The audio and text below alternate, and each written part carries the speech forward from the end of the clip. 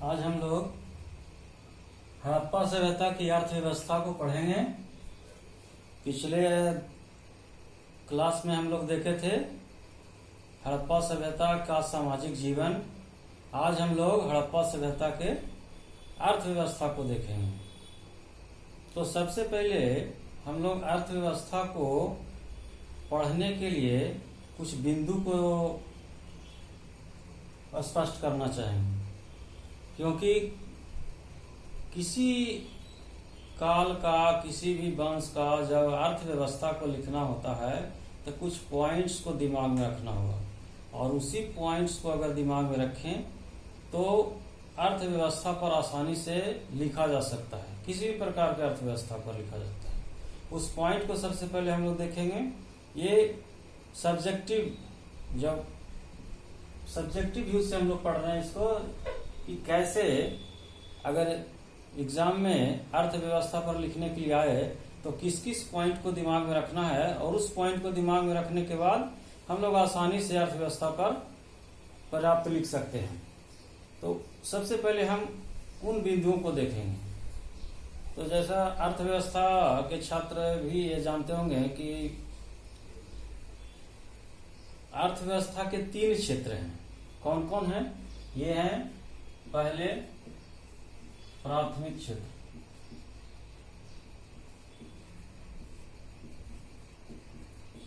प्राथमिक क्षेत्र। प्राथमिक क्षेत्र से क्या तात्पर्य है? प्राथमिक क्षेत्र का तात्पर्य है कृषि,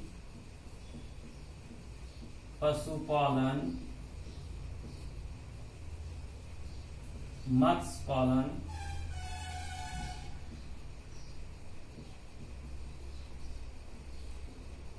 इत्यादि। किसी भी संस्कृति, सभ्यता, वंश का अगर अर्थव्यवस्था का अध्ययन करते हैं तो सबसे पहले हम प्राथमिक क्षेत्र में देखेंगे, जिसमें आता है कृषि, पशुपालन, मत्स्य पालन इत्यादि। तो आज तक की जो भी सभ्यताएं हैं, हड़प्पा सभ्यता से हमारी सभ्यता की शुरुआत हुई है, तो कृषि तो हर हाल में रहा है, क्योंकि ये इसी से हमारा पेट भरता है। जीवन यापन के लिए अन्न की जरूरत होती है। ये भोजन देने वाला क्षेत्र है, इसलिए इस क्षेत्र से तो बचा नहीं जा सकता है, ये क्षेत्र तो रहेगा। तो सबसे पहले अर्थव्यवस्था में अध्ययन करेंगे या लिखेंगे तो प्राथमिक क्षेत्र के पॉइंट को लिखें। प्राथमिक क्षेत्र में कृषि, पशुपालन, मत्स्य पालन, ये सबको लिख सकते हैं। इसके बाद दूसरा पॉइंट है द्वितीय क्षेत्र। द्वितीय क्षेत्र, इस क्षेत्र में उद्योग आ जाएगा, विनिर्माण आ जाएगा, जो वस्तु बनता है उससे फिर बनाया जाता है, उद्योग और विनिर्माण, ये क्षेत्र। तो यह क्षेत्र भी लगभग हर एक अर्थव्यवस्था में पढ़ना होता है, तो इसको भी ये 2 पॉइंट को याद रखेंगे द्वितीय क्षेत्र में।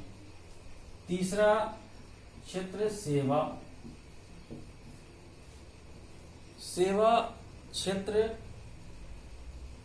नया है, ये बहुत पुराना नहीं है, क्योंकि धीरे धीरे प्राथमिक क्षेत्र में लोग कम, तकनीकी के विकास कारण कम लोग लग रहे हैं, लेकिन उत्पादन ज्यादा हो रहा है। उद्योग और विनिर्माण क्षेत्र में अब लोग लग रहे हैं, और एक नया क्षेत्र सेवा आया है।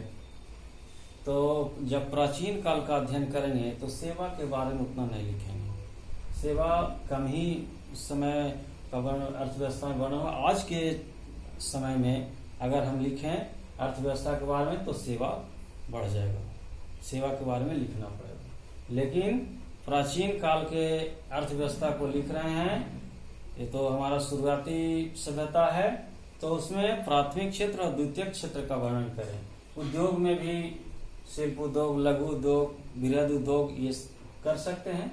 तो इस तरह से किसी भी अर्थव्यवस्था को लिखने के लिए इस 3 क्षेत्र का वर्णन करें, उसी को पॉइंट बनाकर एक्सप्लेन करते जाएंगे, अर्थव्यवस्था आसानी से लिखा जा सकता है।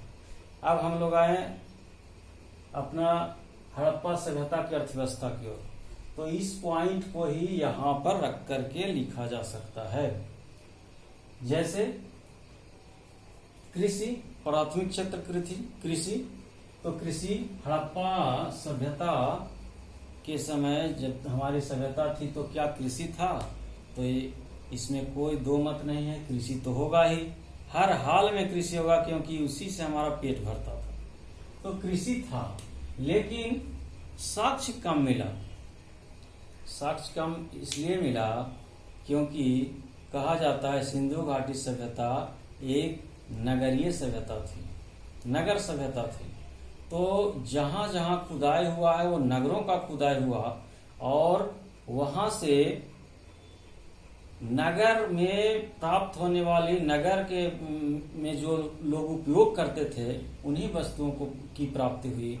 इसलिए प्राथमिक क्षेत्र का हो सकता है और भी हड़प्पा सभ्यता का खुदाई हो तो प्राथमिक क्षेत्र का और भी विस्तार से वर्णन मिले, विस्तार से मिले और पता चले।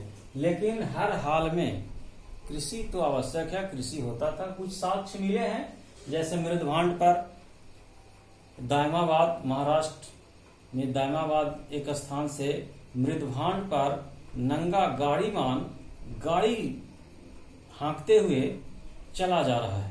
इससे पता चलता है कि, और उस पर अनाज है, तो अनाज को ले जा रहा है, गाड़ी हाँक रहा है, इसका मतलब है कि कृषि का विकास उस समय था। और भी देखें तो कृषि उपकरण प्राप्त हुआ है, और एक बहुत ही बड़ा साक्ष्य मिला है जिसे मोहनजोदड़ो से प्राप्त हुआ है, अन्नागार। विशाल अन्नागार है, हड़प्पा सभ्यता की एक बहुत बड़ी पहचान है, विशाल अन्नागार। एग्जाम में हमेशा पूछा जाता है विशाल अन्नागार कहाँ से प्राप्त हुआ है, तो ये मोहनजोदड़ो। उसी प्रकार से लोथल स्थान से बीज बोने का एक उपकरण मिला है।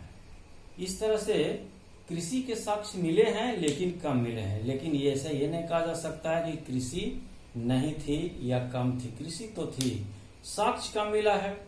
ये खुदाई की आवश्यकता है, और भी खुदाई की जरूरत है, तब पता चल सकता है कि हाँ और भी। इस प्रकार दूसरा जो पॉइंट होता है पशुपालन, प्राथमिक क्षेत्र में ही पशुपालन। तो पशुपालन था, इसका भी प्रमाण मिला है। जैसे बहुत सारे बैल का प्रमाण मिला है, हाथी का प्रमाण मिला है, ऊंट का प्रमाण मिला है, बकरी का प्रमाण मिला है, बहुत सारे पालतू जानवर का प्रमाण मिला है।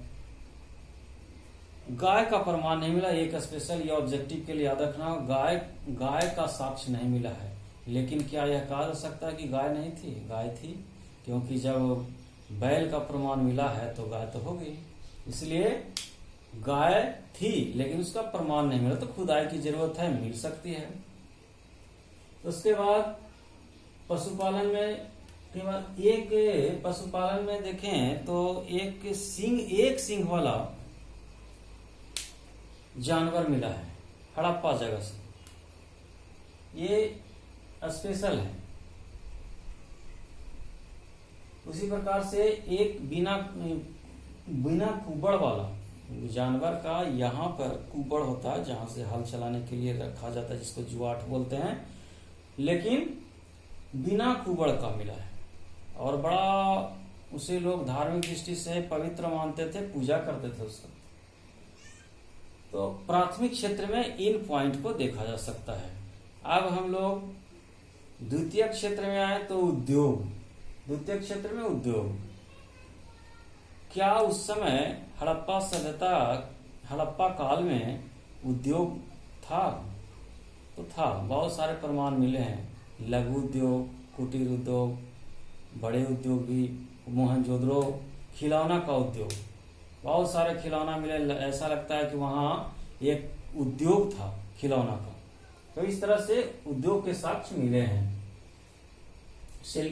और भी जैसे धातु का काम होता था, पत्थर का मूर्ति बनाया जाता था, मृद भांड का कार्य, मिट्टी का बर्तन बनाया जाता था बहुत प्रकार का। तो ये सब एक तरह से इंडस्ट्री के रूप में कार्य करते थे और इनका साक्ष्य मिला है। तो द्वितीयक क्षेत्र के भी प्रमाण मिले हैं। उसी तरह से एक और प्रमाण व्यापार का, क्योंकि हड़प्पा सभ्यता एक शहरी सभ्यता थी, इसलिए वहां से व्यापार का साक्ष्य तो निश्चित रूप से मिलना चाहिए, तभी तो प्रमाणित होगा कि वो हड़प्पा सभ्यता एक नगरीय सभ्यता थी। तो मिला है, हड़प्पा सभ्यता से व्यापार का साक्ष्य मिला है, और इसके लिए सबसे उपयुक्त स्थल जहां खुदाई की गई, जहां से स्पष्ट रूप से व्यापार का साक्ष्य मिला है, वह स्थान है लोथल। गुजरात का लोथल जगह से स्पष्ट व्यापार का प्रमाण मिला है। वहां का एक ऐसा जगह की खुदाई किया गया है जहां से 4 क्षेत्र डिवाइड मिले हैं, अलग अलग मिले हैं। एक क्षेत्र है जहां पर लोग रहते हैं, आवासीय क्षेत्र। दूसरा क्षेत्र दुकान का क्षेत्र है, वहां लोग दुकान ही लगाते हैं। शहर में वैसा ही होता है, आवास अलग रहता है, दुकान अलग रहता है। एक बंदरगाह क्षेत्र है जहां पे बाहर से नाव आते थे, वहां से व्यापार होता था। और एक व्यापार क्षेत्र अलग बना हुआ था, मतलब 4 भाग में बटा हुआ था। और ये सब गुण शहर का होता है। आवास क्षेत्र अलग होता है, व्यापार क्षेत्र अलग होता है, दुकान की अलग क्षेत्र होता है, और जो वस्तु का निर्माण होता है उसे ले जाना और लाना, मतलब आयात और निर्यात का कार्य भी अलग होता है।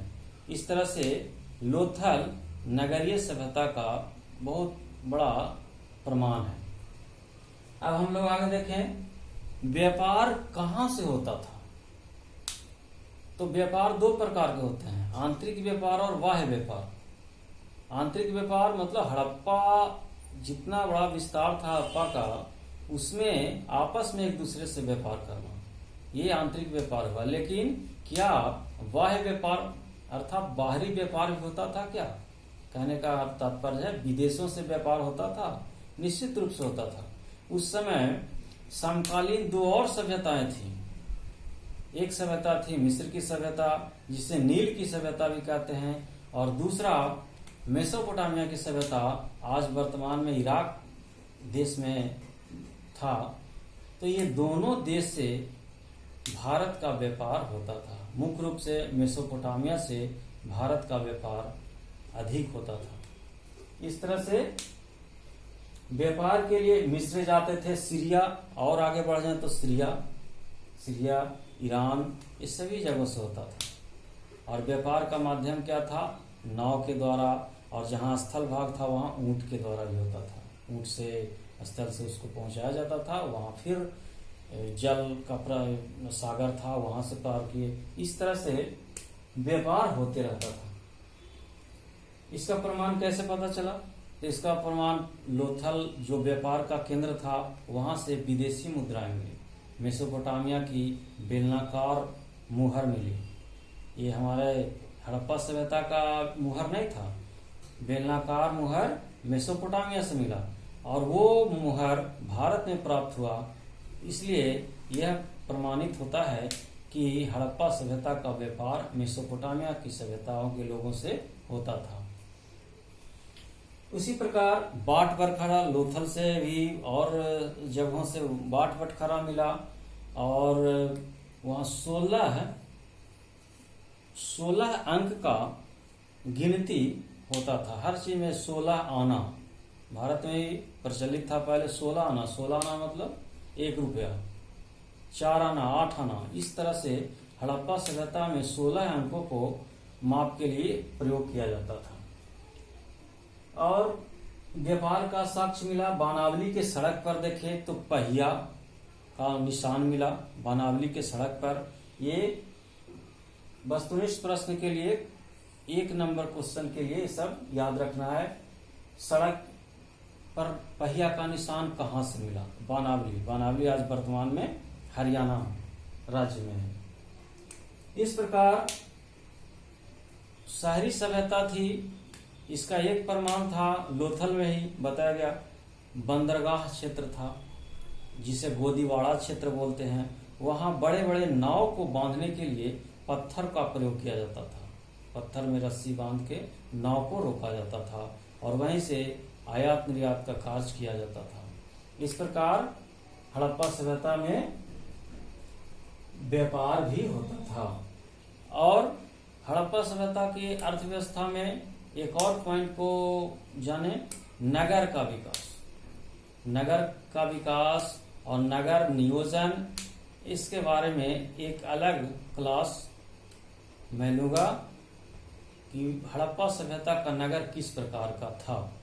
हड़प्पा सभ्यता के नगर को देखने से ये समझ में आता है कि निश्चित रूप से हड़प्पा सभ्यता एक विकसित सभ्यता थी। अगले ये छोटा सा वीडियो, अगले वीडियो में हम लोग हड़प्पा सभ्यता के क्षेत्र को देखेंगे। हड़प्पा सभ्यता का विस्तार कहाँ था ये तो देख लिए। कौन कौन से मुख्य क्षेत्र थे, उनका नाम याद रखने के लिए उसकी चर्चा करेंगे, उसकी क्या विशेषताएं से तो चर्चा करेंगे।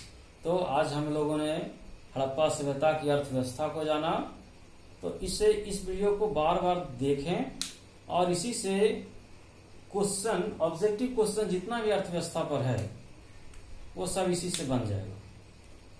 तो अगले वीडियो में हम लोग देखेंगे हड़प्पा सभ्यता के क्षेत्र को, स्थल को, कौन कौन स्थल प्रमुख हैं, उसकी क्या विशेषताएं हैं। और इसे ध्यान एक बार, दो बार, तीन बार, बार बार वीडियो देखें, इसी से पूरा कॉन्सेप्ट क्लियर हो जाएगा। तो आगे अगला अध्याय में देखेंगे। धन्यवाद।